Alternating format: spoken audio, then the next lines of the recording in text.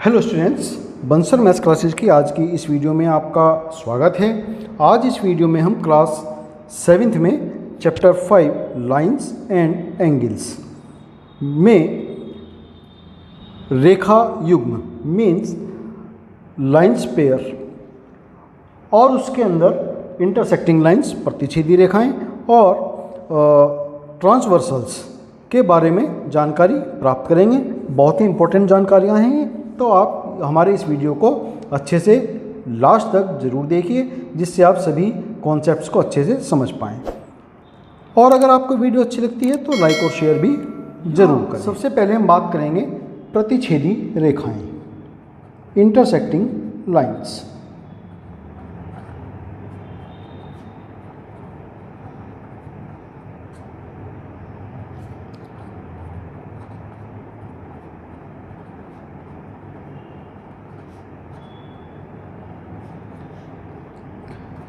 यदि कोई भी दो लाइंस एक दूसरे को कहीं पर इंटरसेक्ट कर जाएं, जैसे एक ये लाइन ड्रॉ की हमने और एक ये लाइन हमने ड्रॉ की, तो दोनों लाइंस हम देखते हैं इस पॉइंट पर इंटरसेक्ट कर जाती हैं। तो ये दोनों लाइन हमारी क्या हैं? इंटरसेक्टिंग लाइन्स है। मीन्स कोई भी दो लाइन अगर कहीं भी एक दूसरे को किसी एक पॉइंट पर प्रतिच्छेद कर दें, इंटरसेक्ट कर दें, तो वो इंटरसेक्टिंग लाइन्स कहलाती हैं। बहुत से एग्जाम्पल्स भी हैं हमारे, जैसे ये तो हमारा इंग्लिश का अल्फ़ाबेट एक्स बन जाता है। इसके अलावा टी वाई ए, ऐसे बहुत सारे एग्जाम्पल्स हम यहाँ पर लिख सकते हैं। और ये भी बात यहाँ पर ध्यान रखने वाली है कि कोई भी दो लाइन केवल एक ही पॉइंट पर इंटरसेक्ट कर सकती हैं। दो लाइंस की बात हो रही है कि कोई भी दो लाइन किसी एक ही पॉइंट पर इंटरसेक्ट कर सकती हैं। उस एक पॉइंट के अलावा कोई दूसरा पॉइंट ऐसा नहीं होगा जिस पर वो दोनों लाइनें दोबारा से फिर कहीं इंटरसेक्ट कर जाएं। और ये जो पॉइंट होगा हमारा, जहाँ पर दोनों लाइन्स इंटरसेक्ट करती हैं, वो कहलाएगा प्रतिच्छेद बिंदु।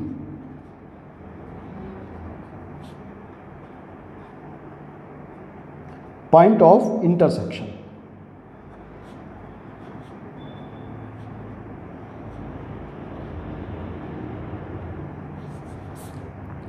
फिर इसके बाद में यहाँ पर हम बात करेंगे ट्रांसवर्सल मीन्स तिर्यक छेदी रेखाएं। तो तिर्यक छेदी रेखाएं मीन्स ट्रांसवर्सल क्या होती हैं? ऐसी रेखाएं, ऐसी लाइंस जो दो या दो से ज़्यादा लाइंस को अलग अलग बिंदुओं पर, अलग अलग पॉइंट्स पर इंटरसेक्ट करती हैं, ट्रांसवर्सल्स कहलाती हैं, तिर्यक छेदी रेखाएं कहलाती हैं। मान लिया ये दो मेरे पास कोई लाइन है, एक लाइन ये है और एक लाइन ये है।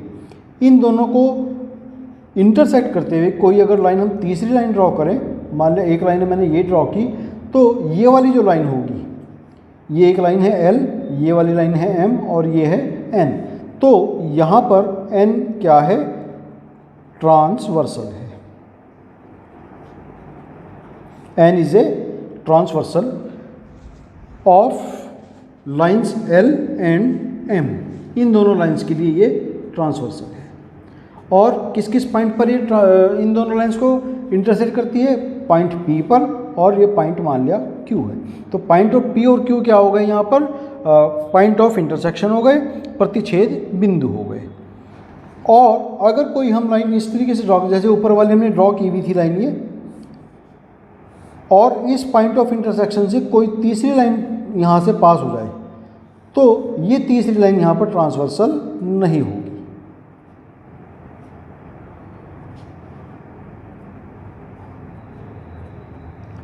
ट्रांसवर्सल के लिए है कि दोनों लाइंस को अलग अलग पॉइंट्स पर इंटरसेक्ट करके जाए। उनके पॉइंट ऑफ इंटरसेक्शन से नहीं पास होनी चाहिए, बल्कि उन पर अलग अलग किसी और पॉइंट से वो इंटरसेक्ट करते हुए पास हो, तब वो ट्रांसवर्सल लाइन कहलाएगी, तिर्यक छेदी रेखा वो कहलाएगी।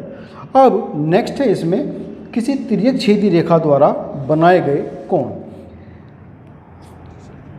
Angles bye transversals.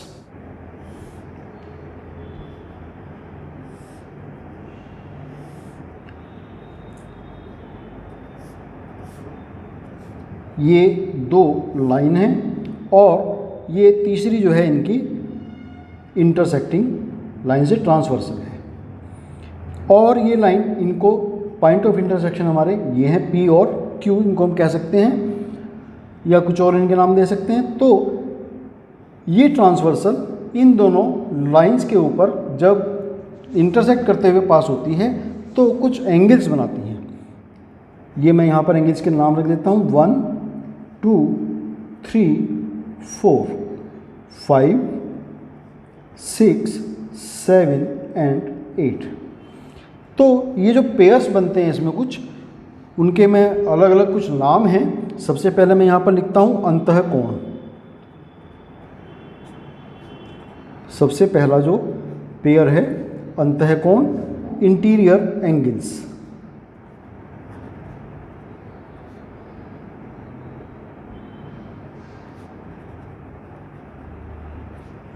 Interior angles इसमें कौन कौन से हैं? जो दोनों लाइंस के बीच में आते हैं। तो ऐसे एंगल्स हैं 3, 4, 5 और 6। एंगल 3, एंगल 4, एंगल 5 और एंगल 6, ये हमारे क्या हैं? इंटीरियर एंगल्स हैं। फिर और क्या बनते हैं? बाह्य कोण, exterior angles,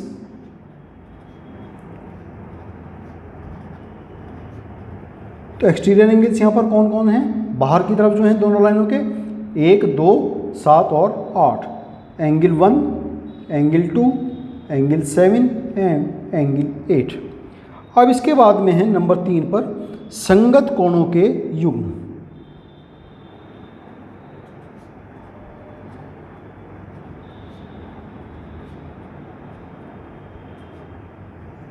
pair of corresponding angles.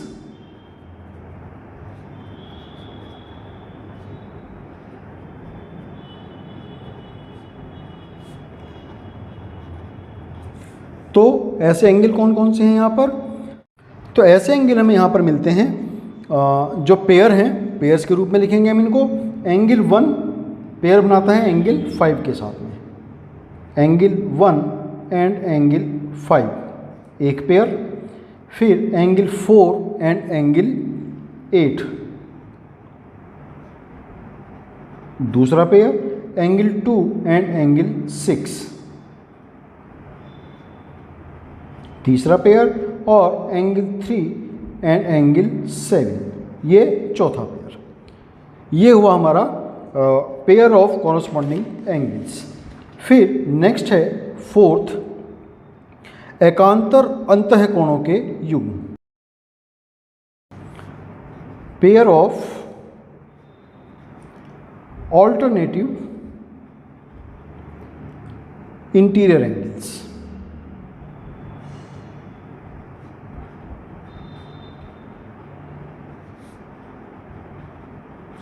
तो ये भी पेयर ही बनेंगे। तो एक तो पेयर हो गया हमारा एंगल 4 एंड एंगल 6 और दूसरा पेयर हो जाएगा एंगल 3 एंड एंगल 5। ये दो पेयर हमारे बनते हैं ऑल्टरनेटिव इंटीरियर एंगल्स।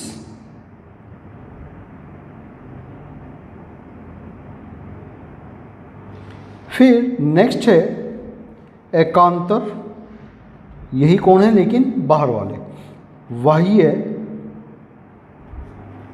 कोणों के युग्म।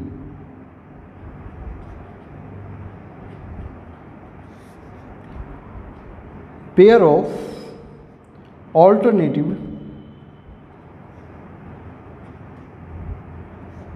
Exterior angle.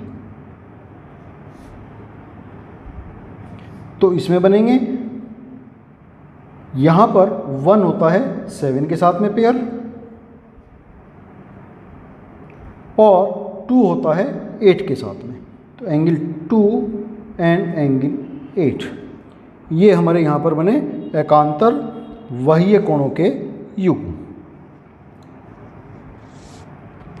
फिर नेक्स्ट होता है 6th पेयर, तिर्यक छेदी रेखा के एक ही तरफ बने अंतःकोणों के युग्म।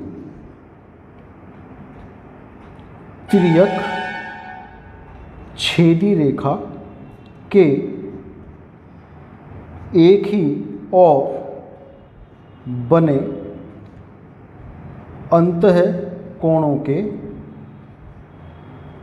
युग्म, पेयर ऑफ इंटीरियर एंगल्स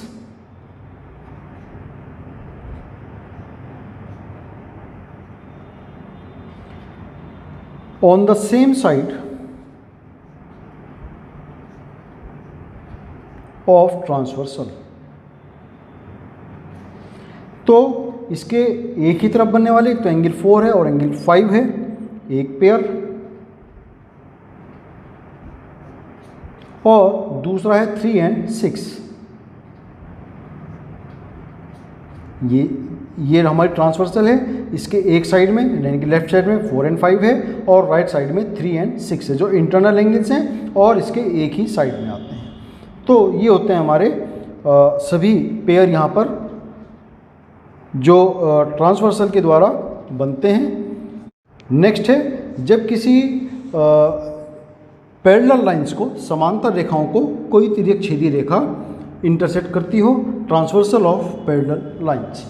तो अगर मैं कोई दो यहाँ पर पैरेलल लाइंस ड्रॉ करता हूँ,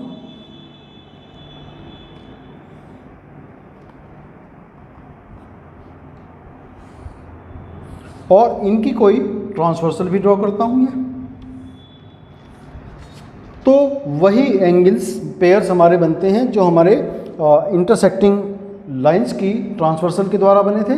ऐसे ही यहाँ पर भी सेम एंगल्स बनेंगे, जैसे कि यहाँ पर ये बनते हैं एंगल 1, 2, 3, 4, 5, 6, 7 एंड 8।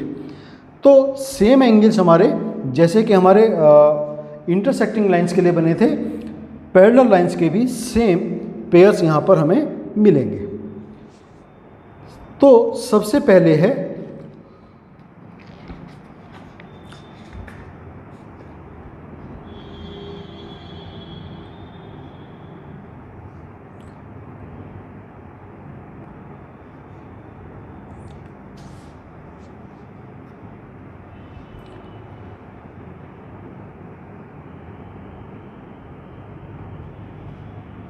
संगत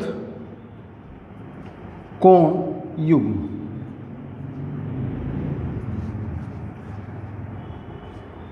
कॉरस्पॉन्डिंग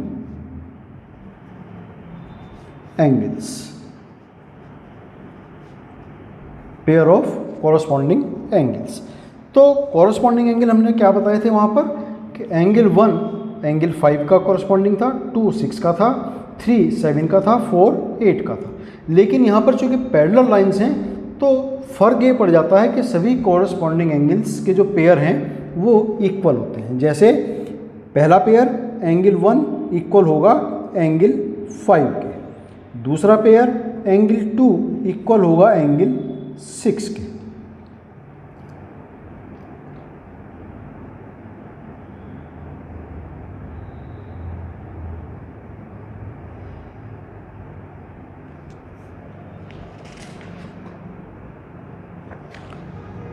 एंगल 4 इक्वल होगा एंगल 8 के और एंगल 3 इक्वल होगा एंगल 7 के।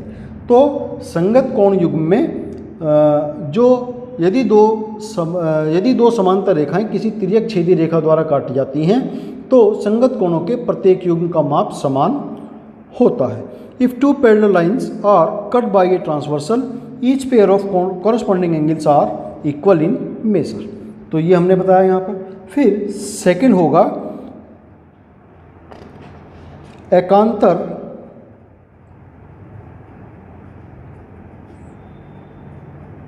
अंतः कोण।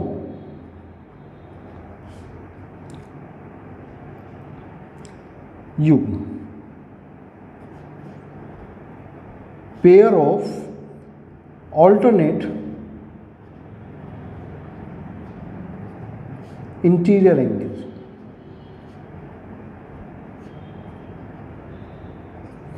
तो वो हमने बताया था कि 4 6 का ऑल्टरनेट इंटीरियर है और 3 5 का है, तो ये दोनों आपस में इक्वल होंगे। एंगल 3 इक्वल होगा एंगल 5 के और एंगल 4 इक्वल होगा एंगल 6 के। फिर थर्ड था इसके अंदर एकांतर बाह्य कोण युग्म।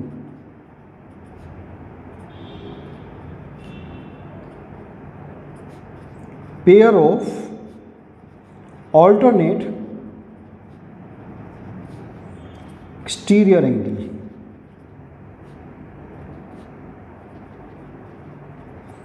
तो वो बने थे एंगल 1 7 का था तो वो इसके इक्वल होगा, और एंगल 2 8 का था तो वो इसके इक्वल होगा।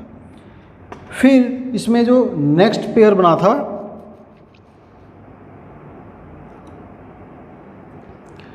तिर्यक रेखा के एक ही ओर स्थित अंतःकोण युग्म।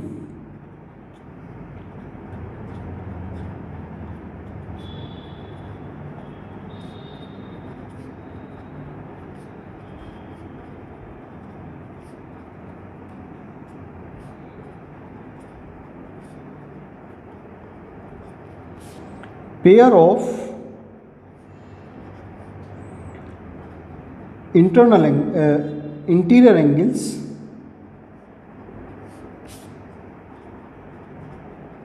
on the same side